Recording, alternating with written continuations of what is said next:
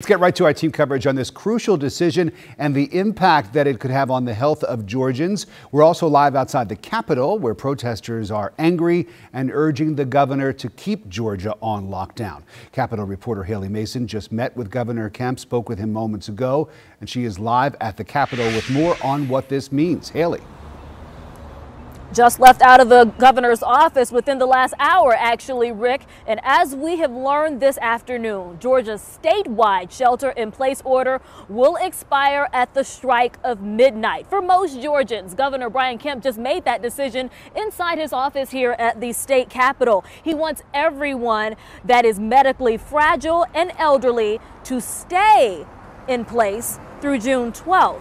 This is the order officially saying that most Georgians are now no longer mandated to shelter in place because the order is expiring. I met one-on-one with Governor Kemp, who tells me he looked at data and felt like this was the right decision after consulting with Public Health Commissioner Dr. Kathleen Toomey and other scientists. He says that two models say that Georgia has actually passed its peak, and another model says that Georgia's peak is still on the way. He says, though, he still thinks that social distancing is key moving forward.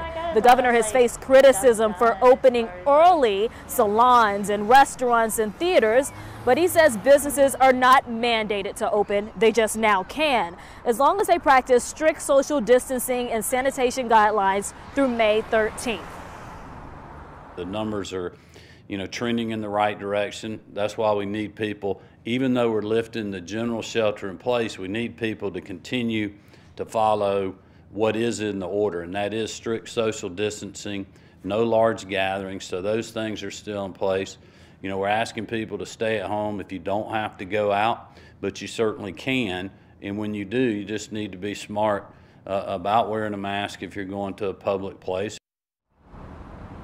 Those social distancing guidelines again running through May 13th. The elderly and medically fragile asked to stay home through June 12th. Governor Kemp says that no local mayor or local official can do more than this order calls for or any less, but he does give local law enforcement the right to enforce this by writing tickets and warnings. He says businesses can even be shut down by local officials if they get 2 warnings and a ticket.